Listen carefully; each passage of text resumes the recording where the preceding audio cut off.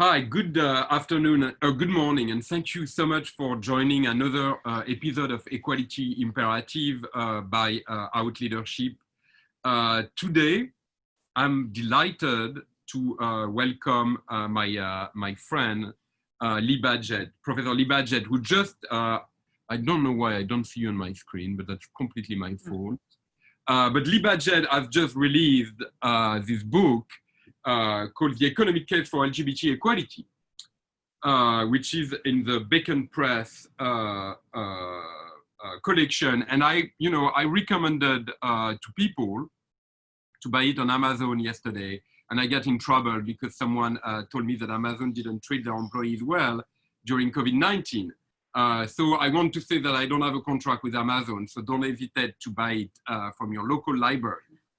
But so I have had the great privilege of working with Lee when I was at the World Bank, and then when I was at the United Nations. Lee is the economist when it comes to LGBTI issues, and she has been around on this topic for a long time, even though she looks incredibly young, and she is incredibly young. She's a very accomplished economist when it comes to this. So it's a great honor to welcome you, Lee. Thanks, Fabrice. It's great to be able to reconnect with you and to thank you for pulling me into working on this topic several years back. So I owe a lot to you. Well, I have to say that I read your acknowledgement, and I of course I was delighted because there is nothing I love more than to see my name in print. But then I did look at the reference, and you've been working on this topic for an incredibly long time. And one of the reference dates back to 1995.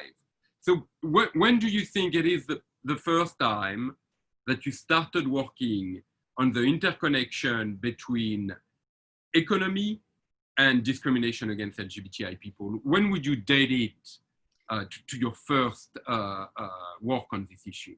Yeah. Well, the first publications were in 1995. That's, kind of when you give birth to an actual project that's been brewing for a while. When I was in grad school, I studied race and sex discrimination. Nobody was studying LGBT discrimination at that point. And it wasn't even until I'd been out of grad school for a little while and lived in Washington, D.C., had my first job out in the University of Maryland, and I got involved with some local LGBT groups that were actually national groups. And I started volunteering and thinking about issues of discrimination and thinking, well, maybe there's something here to be studied. And then I sat down one morning and I was reading the Wall Street Journal, and there was this article on how affluent gay people are, how they were a dream market for corporations because they made lots of money and bought all sorts of fancy things and went on nice vacations, et cetera, et cetera. And I, kind of stopped and said, well, I'm a lesbian. I know a lot of gay and lesbian people. This doesn't really sound like the people that I know. And I know from studying discrimination that usually that makes you worse off, if you experience the kind of discrimination that I've heard about, you're not going to make more money, you're going to make less. So then I'm like, okay, now I really want to study this because there's this weird puzzle. And so I went and looked up all those marketing surveys that claim was based on. And, they captured a part of the LGBT population, or really just the lesbian and gay population, as we called it back then. And, but they were all skewed towards ways of finding people that are going to find higher income people who read, gay magazines or gay newspapers, or people who have, credit cards, or who are in organizations. So, those people are all going to have high incomes anyway. So it's not that surprising to see that survey finds people with high incomes. But I went on this quest that took quite a while actually to find some data where I could actually do that study and look at it like an economist would. And when I finally found that data, I could see that when you compare gay and bisexual men to heterosexual men and take into account all the ways that they're different, that actually the gay and bisexual men earn less. And we've continued to see that since then in many different studies in many different countries. The pattern for women is a little more complicated. Lesbian and bisexual women, they're women, and so they are, facing a gender gap. But when you compare them to heterosexual women, they actually seem to be doing a bit better in some surveys. And so that probably has a lot to do with their, with getting more experience, spending less time out of the labor market, basically knowing they're not going to have men to provide for them. They have to, be prepared. And that's something you discuss. That's something you discuss in the book, which is, when you don't have a man that is the bread provider, then you take steps to ensure that you are going to be able to secure your livelihood. That's right. And that in turn actually has a positive effect on how you'll do in the labor market, because you'll have more experience, which means you might have more skills that you've accumulated along the way. So those are all things that are good and turn out to be kind of important for the later argument that I'm making in this book. So anyway, once you find data, it's like, it's intoxicating, you could just keep thinking of other better data. Anyway, so I started off publishing a couple of articles related to that topic, and that sort of started happening in the mid-90s.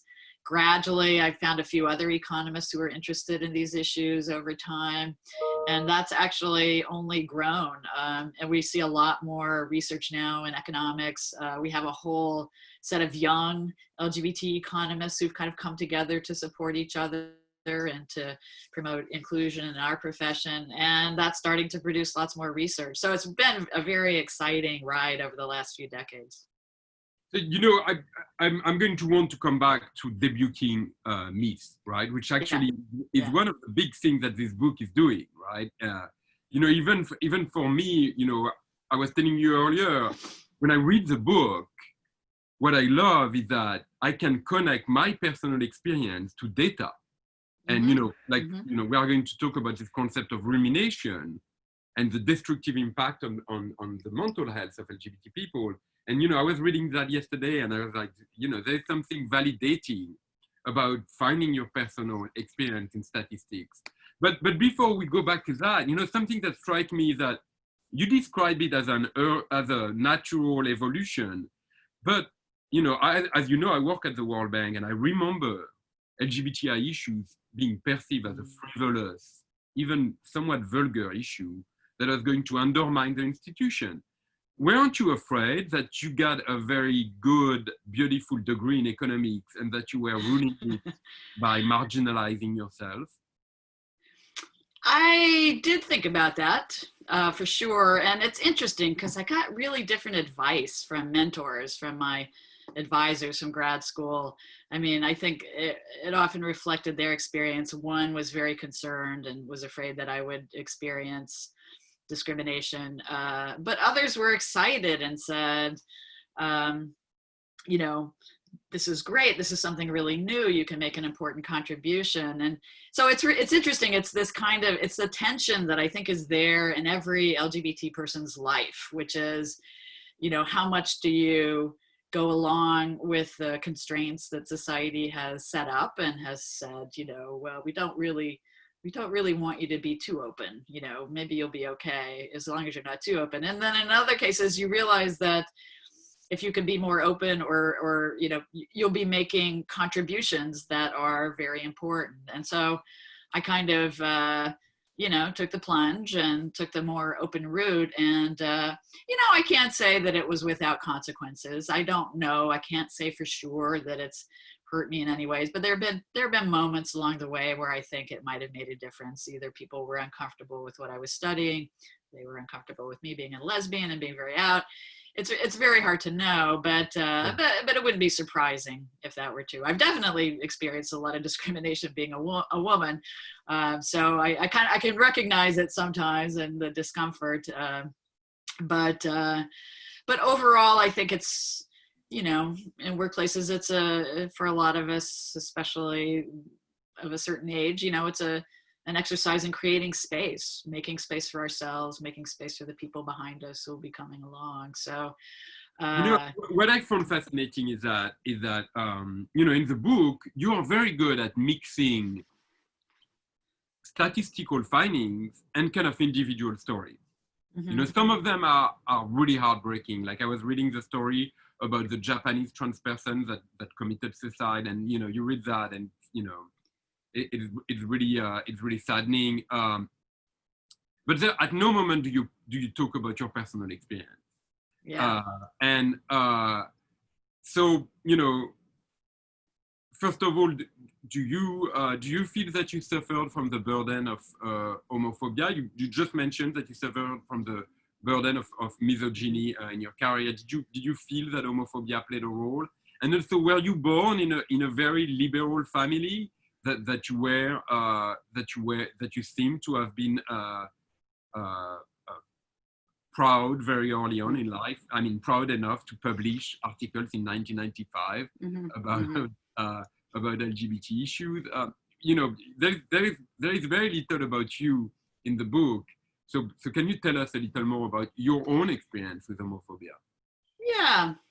Well, I come from a family that's very conservative. I grew up in the South, in North Carolina, and my family was very religious and politically conservative, although, you know, kind of liberal in the way that some people became more liberal in terms of kind of thinking about opportunities for girls and women, opportunities for African Americans. I mean, there was a big change happening when I was a kid. So that certainly, I would say, you know, my parents were never very excited about the fact that I was a lesbian, but they actually, over time, evolved. But I had a lot of other family support. But there was still, you know, the coming out tension and the recognition. You know, maybe this is how you know you're an economist when you think about the costs and the benefits of, you know, lots of different decisions. You know, thinking about taking risks and coming out was a tough thing, and it took me a while to get there with my family. So I recognize how hard that is and what a toll it can take. You know, trying to hide or to you know, at least disguise kind of what's happening. I mean, I think people talk about, you know, managing one's stigmatized identity, and I certainly spent a lot of time thinking about that. And I also, you know, like I said, I think, you know, I can point to really explicit examples of sex discrimination, and, you know, there's that one in the book, but you know, it is a little bit harder for me to kind of point to those sorts of examples. At the same time, I interviewed several people for the book to tell their stories, and a couple of the stories are in there in the chapter about the workplace and kind of how people's careers and lives have been shaped. And these are two people. One was a photographer, one's a writer. They had stories that really resonated with me about this kind of tension, where they said, you know, yes, it was hard, but by coming out, I was able to do things that I wouldn't have done otherwise. It changed, you know, it allowed me to be much more open. So their assessment of kind of the net positive effects on their lives and careers are real. And for me, I think that's also true. I mean, I would never have changed a thing. Kind of looking back on my career, doing what I did has been very meaningful and rewarding for me personally. And I like to think, I hope I'm making a contribution in some way. But at the same time, you know, nobody ever likes to think about themselves as being vulnerable to things that we can't see or can't control, I think. So well, yeah. And I love that, because in the book, your optimism comes out kind of strongly. You know, there is a moment where you talk about the glass half full. But I also find that throughout the book, what is described is that the impact of homophobia and transphobia is subtle, right? When you talk about discrimination, when you talk about wage difference, when you talk about family support, you know, it's subtle, but it's horrifying. That basically LGBT's lives are kind of like an obstacle course. That, you know, you describe that there is huge homophobia in the family. And then there is huge homophobia at schools that leads to lower education level. And then when you arrive in the workplace, you have all this baggage of mental health issue and even health issues. Like you talk about, you have this huge discussion about the impact of discrimination on health outcomes that are not mental health or HIV, but like overall health outcomes. And then you describe wage difference, then you describe lack of representation, and then you describe lack of accumulation of assets. I mean, it's it's pretty damning. And one thing that I told you, that what really struck me the most is that you say that surveys show that between 30% and 43% of trans people attempt suicide at least once, which is staggering, right? So to me, that's a crucial question, which is, why is it that based on the statistics you show, people suffer so much, and yet they tend to say, oh, I'm all right. I don't have, it was a tough time coming out. It was a tough time being bullied at school, but now I'm fine. How do you explain the difference between the statistics and the way LGBT people present themselves, which is, okay, it was a little rough, but I got my life together and now I'm okay. Yeah. Well, let me give a geeky explanation and then maybe a more personal one. I mean, so it's important to remember, that a lot of the studies, they're comparing groups on average. So there's always a lot of individuals in a group that may look like they're experiencing something on average that they have not necessarily experienced. So I think it's important to note that. And I guess I think about it as, it makes us vulnerable and more likely to experience those kinds of things. But it doesn't necessarily mean that we'll all experience anxiety and depression or think about suicide. It's not to say that all LGBT people have had those particular experiences or that have experienced discrimination directly that they can point to. But so I think so it's important to think about it that way. But I think people work through things. I think one of the most valuable things that we have to survive these kinds of contexts is our community, is our identity in many ways, because it gives us a way to think about that in the book. You talk about that in the book, which is that people create a community of support to kind of mitigate the impact of homophobia and transphobia. Right. Yes, I think it's very important to say this, that we're not like the passive recipients of, all this pressure and these bad things that are happening. I mean, people are responding to them and trying to push back, to create more space, to create a fairer society and economy for people. So there's a lot of work that's been, put into that building, the building of organizations, the building of networks that support people. And I think they can make a huge difference. I think, one of the things I think I mention it in the book, we know relatively little about it. Actually, sometimes the people who have the worst outcomes that we see in terms of health and economics are, first of all, transgender people, which, we have already touched on that. They face a variety of really big challenges. But there's a strong development of a transgender community and political movement. But the group that often falls through the cracks in terms of health and economics are bisexual people. So for example, a study I did last fall with some colleagues at the Williams Institute found, and we've seen this in other studies, that bisexual women actually have very high poverty rates, just as high as transgender people do, actually. And there are many situations where bisexual people have bigger health disparities than even lesbians and gay men do. So why would that be? I mean, I think we don't really know, but at least one hypothesis is that, for bisexual people, they don't necessarily feel included in the LGBT community. They don't feel welcome. That's right. And so sometimes there's actually internal bias, right? So also it may be, we actually see that a lot of bisexual people have different sex partners, so they may appear to the outside world to be heterosexual, and so it makes it harder for them maybe to connect with each other, even, and with lesbian, gay, and transgender people to feel part of the community. But I think that's a, I think it gives us a sense about how important that community is. And if you look at, I mean, the kind of work that you're doing in corporations, I mean, in the 90s and well, even before then, but certainly it was big in the 90s. LGBT employees came together and they went to their employers and they said, we don't feel like we're being treated fairly. We want you to have a non-discrimination policy that includes us and take a stand against discrimination. We want our partners to have equal benefits to people who can get married.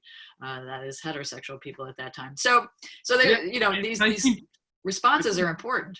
And I think that you're pointing out at something that to me is also crucial, which is that if LGBT people do not acknowledge what is happening to them, then they might be tempted not to join anymore the employer resource group or not to seek the help that they need. Or, as an example, when I was growing up gay, after I was 22 and I came out, employer resource groups were very important. And there was a community in the bar. And, one of the things that I found the most fascinating, and it's because of my own experience, is that you talk about a concept I have never seen before, which is the concept of rumination, which is that you describe that LGBT people tend to think all the time when they are growing up about, how am I perceived? If there is a conversation about girlfriends, they kind of freak out. If, for gay men, or if there is something in the movies about gay people, they kind of think about themselves and they're terrified of what's going to happen next. And that this lead to mental health issue of, you quote a medical professional that describe it as minority stress, and that says that then you might have all your life that anxiety in the background, that it develops into a concept called rumination. So, what I love also about that book is that you highlight that some things are happening to us that we might not be aware of, right, and that end up having an impact on our lives. And that actually kind of makes the case also for policymakers to spend money on mental health support for LGBT people, and also for companies to provide support for LGBT employees. Which I found fascinating. Yeah, absolutely. I mean, I think, sometimes we come at those kinds of questions as individuals. We think, well, we need therapy, or we need, to talk to our friends, or whatever it is that people do in response to the kind of anxiety or depression that might emerge, or the processes like rumination. And I think this is a great example of how costly homophobia and transphobia can be, because it does put us in that bind that we have to, that we may feel like we need services that we wouldn't necessarily otherwise need had we grown up in a more supportive environment, or wouldn't have to think about this. And, either we pay for them or somebody else pays for them, but really probably we all pay for them in some way. I mean, it's an experience that's uncomfortable and sometimes debilitating for individuals. It's also going to be something that's going to affect people in the workplace and their productivity level. And certainly, if people seek services, that's what they're there for. But it also means that it's something that has to be provided in some way, and somebody always has to pay for them. This is economists, we say this all the time, so we're all sharing in that burden. It's not just something that's being imposed on us as individuals. Well, and that's very interesting, because I find that, first of all, what the book says is that we are not a bunch of whiners. There is there is data and statistics that show that what we are complaining about, which is the impact of homophobia and transphobia, is real, right? Because sometimes you hear that narrative of like, okay, well, now you are allowed to have sex with each other. What are you complaining about?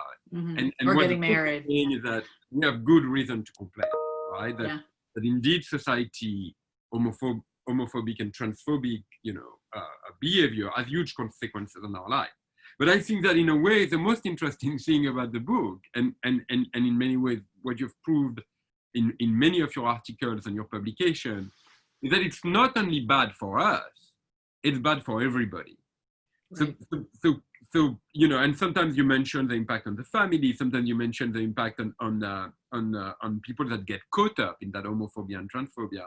But to you, do you think that it is important that we reiterate that homophobia and transphobia as a cause that goes beyond LGBT people and you know affects all of society?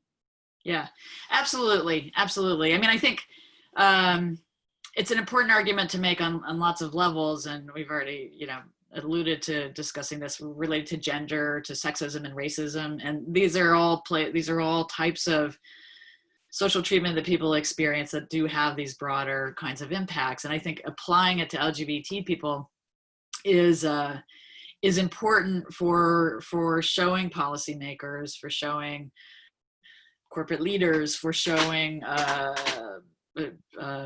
development banks, you know, that if you're concerned about the economy, your primary focus might not be on human rights, but here's a good reason why people who are focused on the economy, focused on business outcomes, should also be concerned about LGBT people, because this kind of treatment is having those broader effects. And I think it's something that that's not really immediately obvious. I mean, we talk about these as human rights issues. We pass laws because against discrimination because it seems like these are bad things for people that we care about, and that's, you know, very important.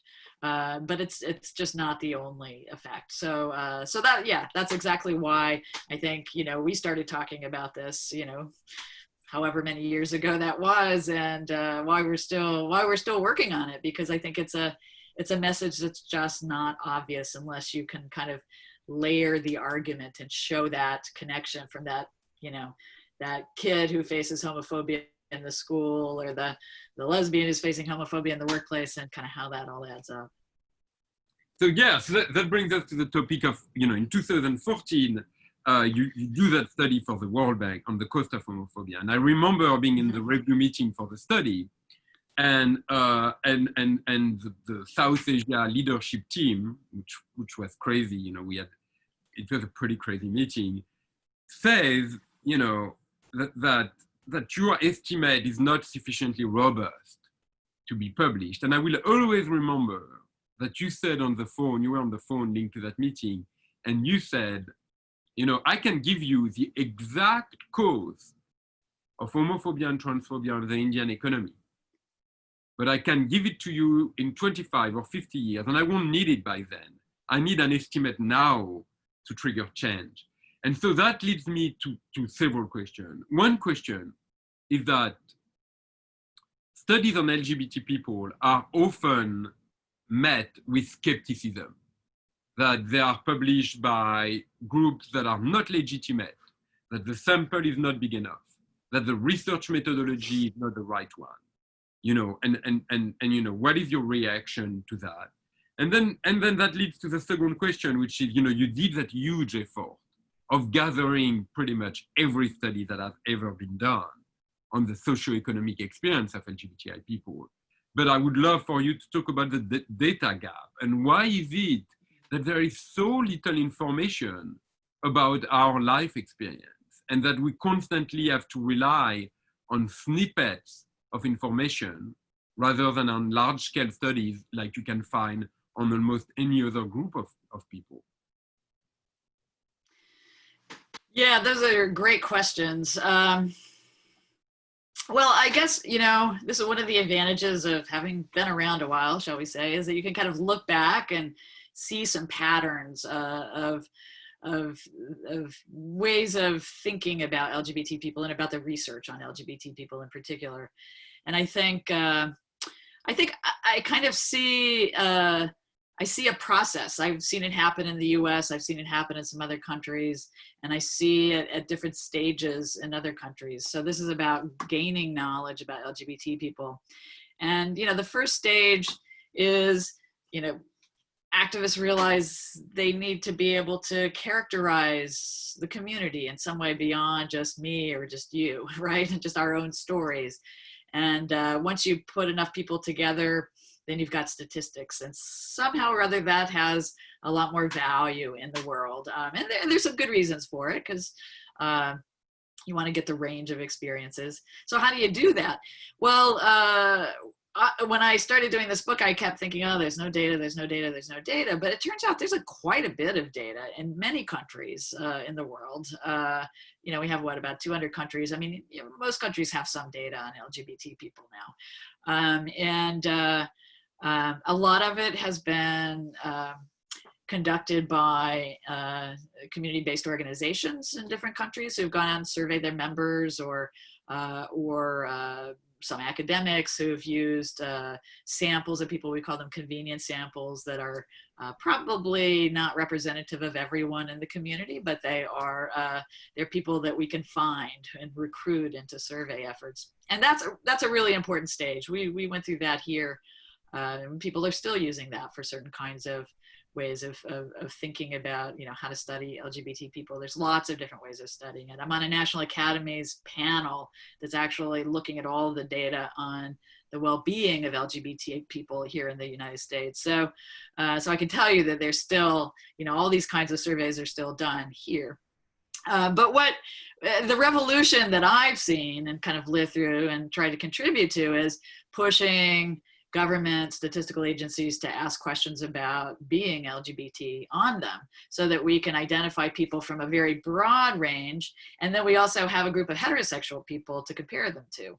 So we can see, are wages different? Is poverty different? Is health really different once we, are comparing apples to apples? So the data, that kind of data, which is extremely valuable and is generating literally hundreds of articles a year in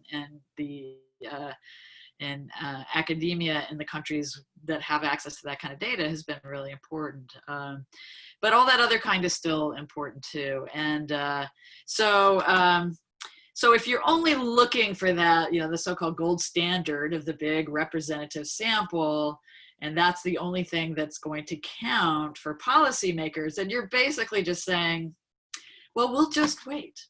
We'll just wait till we have better data, before we do anything or saying anything. But the only way you get that data is by it's a political process to get the data, right? We as scientists say, you can do it. Here's why you should do it. Here's how you can do it. But to get those on the surveys, you've got to have the politics kind of lined up. So in the US, we had all of this stuff happening, in the 2000s, but it wasn't really until 2008 when Obama came in office and the political opening was there to add a lot of these questions. That's when we got a lot of questions on surveys. It wasn't until the Supreme Court struck down the Defense of Marriage Act in the United States that we could start collecting data on same-sex couples who were married. They'd been getting married for quite a while before then, but we couldn't ask. The Census Bureau had to change everybody's answers, right? So it's a political process. So it requires partnerships, between academics, people who are, who are advocates, people who are lawyers, people, business leaders saying, we want good data so that we've got benchmarks for, the things that we're doing in our company. It takes all of those different groups of people, elected officials, to come together and say, we want you to add these questions to surveys. So it's a process that takes a while. And one of the things that struck me when I was at the World Bank is also that, we would spend $60 million in building the economic case for gender equality. We have never put that kind of money behind LGBT inclusion. How do you explain that there is so little money for LGBT research in international institutions, in development institutions? And I mean, this is changing, of course. But I remember 10 years ago, we got 250,000 from the Nordic Trust Fund to do some research, and that was huge. Yeah. Today, the budget remains pretty minimal at the World Bank to carry out research. Well, and this is true everywhere. The Global Philanthropy Project just came out with a report last month, I believe, where they were looking at funding for LGBT organizations and for LGBT issues. And I think, the number that I always remember, I think I've even heard you quote it, for every $100 of development assistance in the world, 4 cents gets spent on LGBT people. So there's a huge resource gap between what we need. So why is that? I think some of it is, the educational process is still happening in a lot of those institutions. I think that we have some headwinds to face when we go into those rooms to talk to people about the need for this kind of work. And one category of those are stereotypes. People don't understand what the lives of LGBT people are like. That's, one reason why I wrote this book, because we're not all affluent. I mean, there's some rich gay people out there, but most of us aren't. I love that. And the book, well, first of all, you have dedicated your career to debunking a lot of myths around LGBT people. And one of your greatest success is probably to destroy the myth of the gay affluent man, right? Which is, of course... Yeah, it lives. It still lives. but of course, the gay people you would see at that time would always be the elite. And so you would assume that the elite were LGBTI people. But I interrupted you because it reminded me again on that call when we were with the South Asia team of the World Bank, and the chief economist, which I think had a PhD in economics from Berkeley, said to you, you assume in your model that in a perfect world, LGBT people and their heterosexual peers would have the same wages. But he said that's not possible because LGBT people are overrepresented in the arts and entertainment. And that was a discussion 6 years ago, in which chief economists at the World Bank believe that we are all a bunch of tap dancers and singers. Yeah, well, that's a stereotype that's been around for centuries. I mean, the whole creative myth. I mean, it's interesting because sometimes we even say these things. I hear gay people say these things. Some of it is a reaction to hearing the bad stereotypes, to say, well, really, no, we're great. We're wonderful. We're amazing, for all these other kinds of reasons. And I think, the problem is that, when you fight a stereotype with a stereotype, you can't win, right? So you're still kind of giving people the wrong idea about what our lives are like. So I think it's important to push back on those, even when they seem like they're positive things that they get away somehow. Well, that brings me to another question, which I felt that in the book, you don't talk a lot about the self-defeating behavior by LGBT people. And among them, something you just mentioned is that sometimes we select careers that we feel are going to be more easier for us. You know what I mean? We will instinctively avoid places where we feel we can face homophobic behavior. And that might actually be an explanation for the reason that we are overrepresented in certain industries and less represented in others. Is that something you've come across in your research, that we basically select sometimes jobs that we feel will be where we will be less exposed to homophobia? We're starting to see some evidence of that and research that's coming out. Is that a good thing or a bad thing? I mean, I think personally, individually, it might be a good thing because it might be protective to go into a job. If you're a gay man, it might be protective to go into a job that has more women in it because women have more open attitudes towards LGBT people. Or it might be better to go into a job where you work somewhat independently, so that if you come out, you don't have to worry about backlash that will hurt your ability to do your job. And I understand that, or jobs that just are known to have more tolerant people. And there's certainly, as an individual strategy, it's not a bad idea. But I think, again, stepping back as an economist and saying, well, what if everybody does that? What if everybody is going into jobs, trying to find the ones that are more, a little more tolerant, or where you can kind of have a little bit more space between you and other people. That might not be the best use of our talents and skills and creativity. It might be limiting us. It's certainly pushing us it's in the book I call it a funnel. It's funneling us into certain kinds of jobs when in fact we might be happier and better off and contribute more if we were in different kinds of jobs. Yeah. So I think that's to me, that's the issue, is kind of taking it as a whole. It's not necessarily a good thing that we're actually going in those directions. Yeah, and at Out Leadership, something we pay attention a lot to is representation in decision-making bodies, right? And when we self-exclude from places because we feel that they are not welcoming, one of the risks is that we are not in the places where the decisions are being made. That's right. In my experience at the World Bank and the United Nations, I felt that sometimes LGBT people were limiting themselves. Like they had kind of integrated that they were better in administrative functions than in client-facing functions. Or, they would basically funnel themselves in places where they would not be competing with the straight, alpha male that they would find oppressive. And that has consequences also in, one day my shrink told me that I always select patriarchal organization. And he said, patriarchal conservative organization. And he said, you might be happier in places that are, more welcoming of diversity. But we need to also be in those patriarchal conservative organization to foster change. Right, that's right.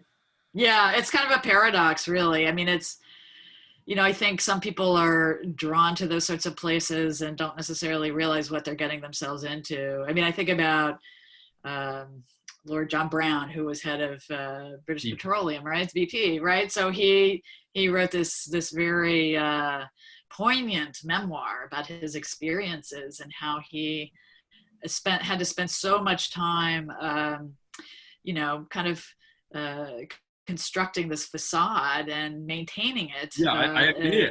It's the yeah, glass exactly. closet. Yes. Yeah, the glass closet. Right. That's right. You actually and yeah, because he's, he just pinpoints it. He's like, I spent so much time doing this, so much energy kind of managing, tried to keep people from knowing who I really was. And, he ended up coming out, not exactly voluntarily, but a bit of a scandal there. But ultimately, I mean, he sort of saw that as being a positive thing for him in his life. But in order to get to that level of power, he had to kind of give up this part of himself. Fortunately, I think there's in the book you talk about him talking about covering as the CEO of CP, and how he felt that he could have done better if he had not spent so much energy thinking about himself. So there is a lot of suffering too, and loss of productivity. Right. That's right. And so that's someone who's big and important, has a big job, very visible. But I think, I certainly have experienced that, kind of thinking about in different job situations, thinking about strategizing, who do I come out to first? How do I manage that? If the, chair of the department knows it or the dean knows it, those bad things, I think it's a kind of a loop that people can get stuck in. So, I want to quickly pick a question from the audience. Stephanie Demont asked us, how do you think the US Census questionnaire will impact the financial side of the LGBT community, especially considering the lack of diversity in how a citizen can identify? Have you thought about the upcoming census? Oh, yes. I'm a big census fan, so everybody should make sure they've done the census. Well, our census is a document that is a shell of its former self. A decision was made to separate the census into just a very small survey of some very important questions. So I think there's only like 5 or 6 different questions about how old you are, your age and ethnicity, your sex. There's not much on there there's really nothing on there anymore about kind of your what your household is like, what your income is, where you work. So all those kinds of things are now in a totally different survey called the American Community Survey. And the census question, though, there is a change. I mean, I don't know if people noticed it or not. I mean, the census used to just say, one person was the householder, and everybody else in the household is, related to that person. And you could be an unmarried partner, or you could be a spouse. So we could use, whichever one of those is relevant, but only if you're living in a couple, in the same house. So the improvement this time around is to kind of expand those options. It turned out, this is kind of funny actually, it turns out that a lot of straight couples ended up looking like same-sex couples because they checked the wrong box for sex or something like that. In particular, that was the main thing. So to get around that, what the Census Bureau added were questions about whether you were a married different sex couple, or an unmarried different sex couple, or a married same-sex couple, or unmarried same-sex couple. So now that sort of same-sex piece of it is very explicit, so it's a step forward. It's not a question about who we are as LGBT people, though. There's nothing on there about gender identity. Just the sex question is male or female. So there's, you make little incremental steps on the big visible census question. In the meantime, we're pushing very hard on the American Community Survey, trying to get them to add questions on sexual orientation and gender identity. Has not happened yet. That's not a great surprise given the leadership in the White House right now. But I think that could change quickly if things were to change after the election. Well, so you kind of refer in the book to of the importance of estimates of the population, right? And we still have no idea, how many people identify as trans in the United States, which is the beginning of everything. We have a little bit of an idea on that. I mean, there's one big study that's done. It's called we call it the BRFIS. It's the Behavior Risk Factor Surveillance System. It has a lot of health questions, and about 35 states or so include a module on there. So it asks about your sexual orientation, and there's a separate question about gender identity. So using that for those states, we think it's probably about 0.7%, not quite 1% of the population identifying as trans. Yeah. So that's not nothing, right? So the LGBT population, actually we're starting to see some really interesting stuff that's happening on the LGBT side. We're starting to see the millennials being much more likely to identify as LGBT. So the Gallup survey that's tracked us. But something like 8% of millennials say that they are LGBT. That's huge. But that brings me back to that question you didn't really answer yet, which is the credibility of our data and how people always are skeptical, right? And as a father, one of the things I'm very interested in, obviously, is how our children are faring, right? And there is a few studies on how our children are faring, which is crucial to me because I'm constantly criticized as having produced children that are orphan of mother, and that I had a selfish by depriving them of a mother. I endeavored in a selfish adventure, and so I am very interested in the studies. But continuously, I'm being told that those studies are not valid. That so I know you've been working with a lot of institutions that have credentials, like the World Bank is one of them, right? If you put a World Bank stamp on a piece of research you do, sometimes it has more value.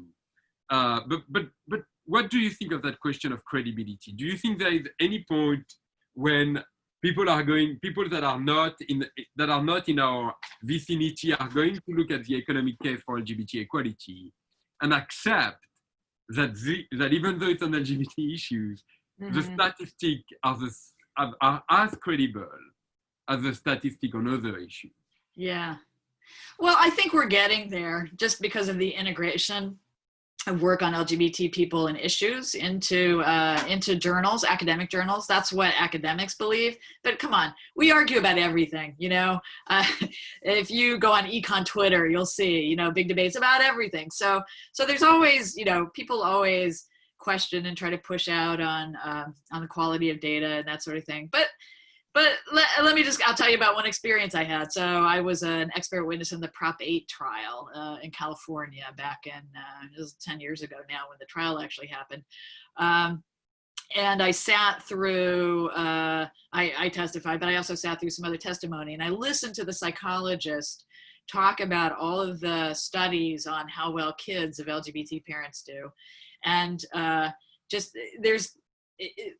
so I had like a couple of notebooks like this, that they were referring to for the psychologist. There were like 3 stacks of notebooks, full of these studies that all show that kids raised by LGBT parents do just fine. There's no harm that comes to kids who are raised by LGBT parents.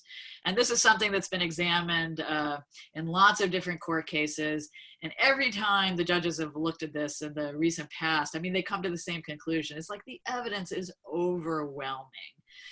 So you don't like one study, well, you've got, 50 others that you have to kind of look at as well. And they all tell you the same story. So we see that in a lot of cases around discrimination and experiences in schools and in health disparities. These aren't one-off studies that are being done. Some of them are studies that are being done, by LGBT community organizations in certain countries, but they're also being done by these government statistical agencies, creating the data that then academics analyze. So the quality of data is shifting dramatically towards the kind that's kind of most accepted. But even that kind that's not accepted tells us something really important about the lives of people. So anyway, so in the book I try to clarify what kind of data that I'm talking about, but it's all got something to tell us. You have a huge record on fiction, which is impressive. I have to say that one of the things that I remember is that when you came out with that estimate of the cost of homophobia in India, that number was repeated over and over. I found it in the speech of some of the leading political voices. And so, of course, that book is amazing. One of the risks is that it's going to be read by people that have an interest in the topic, or it's also going to be read by, intellectuals. And data has the power to change public attitude.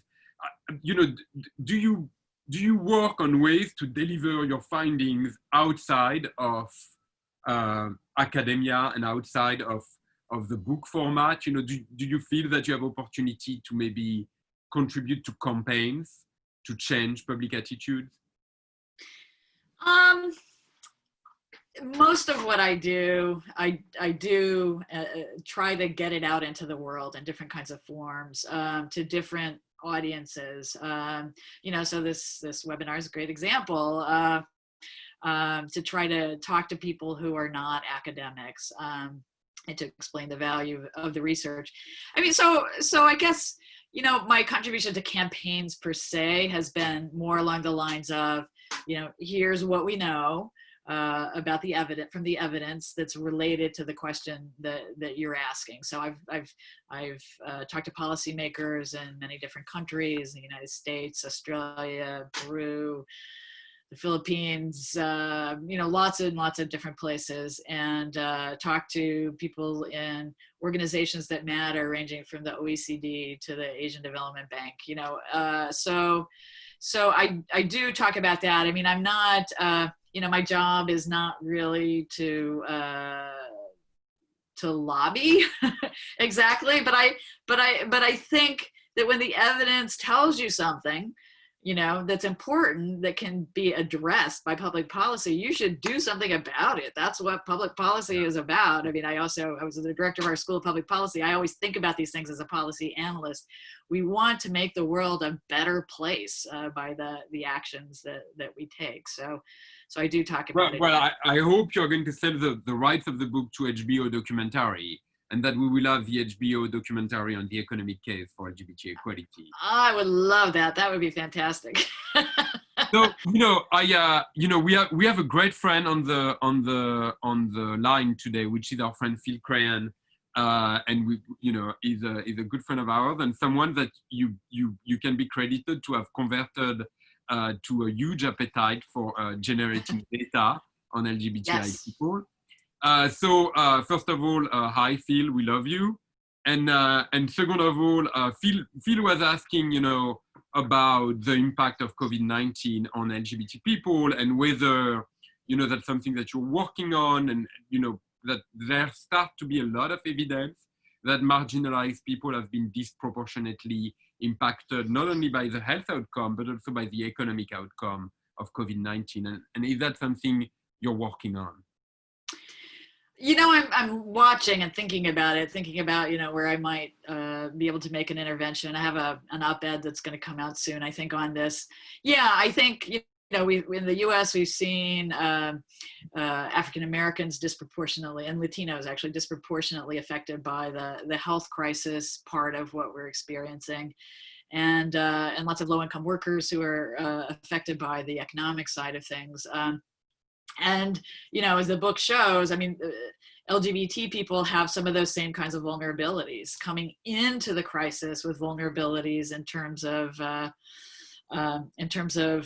financial instability, food insecurity already, even before the global crisis, or coming into facing, an infectious disease in the context of having pre-existing conditions that might make it worse. So there have been some interesting reports that have come out from lots of different places, my colleagues at the Williams Institute, as well as I've seen some survey data from the Human Rights Campaign that shows that, that LGBT people in the US are very much being affected. And then Outright International, which I know, Fabrice, you're on the board of, that they did this really wonderful study where they interviewed activists all over the world about what's going on. And it's very clear that these same kinds of health and financial vulnerabilities that people are experiencing have put people at a very difficult position. They can't go out and do the work that they've been doing.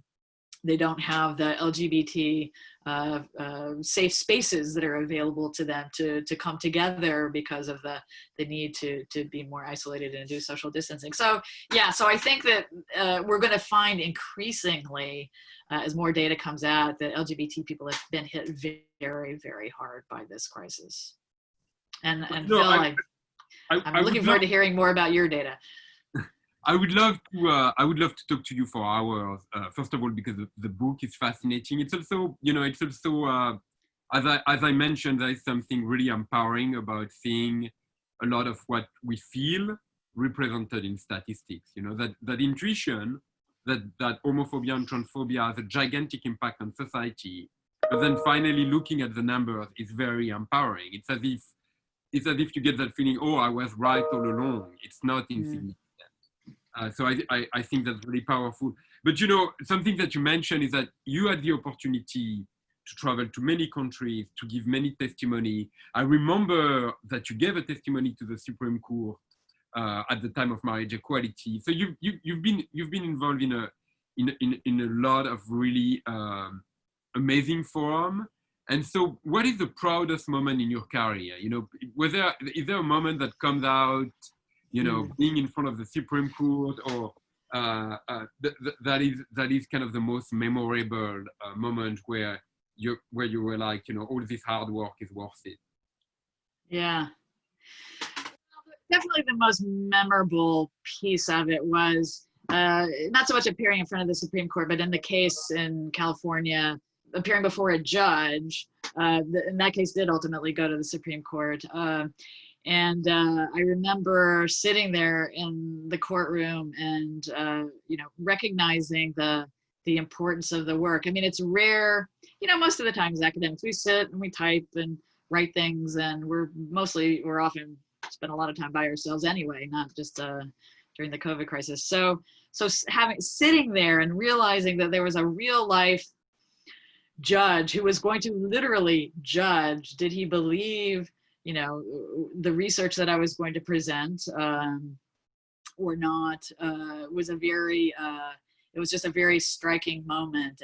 And then having the opposing attorneys kind of asking me questions, it felt a little bit like being in a sporting arena or something, a gladiatorial kind of moment, and realizing that that what we do matters. I mean, I think a lot of times, like I said, a lot of times we're by ourselves and we don't really know. Does knowledge really make a difference in the world? And this was a moment where I knew I had an opportunity to make a difference in the world, and I was very happy to be able to contribute that. Well, that book definitely makes a difference in the world. I mean, it's kind of amazing.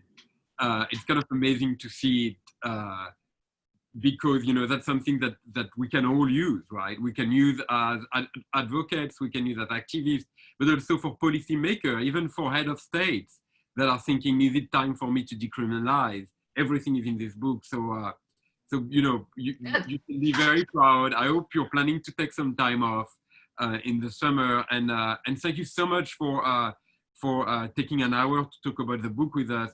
As I mentioned, I would love to have more conversation about it because there is so much in this book, and thank you so much for what you're doing for the community. It's important. Thanks, Fabrice, and thanks for helping to start me down this path and for walking down it with me. It's been great to be able to work with you. We see you soon. Ciao, Lee. Bye. Bye-bye.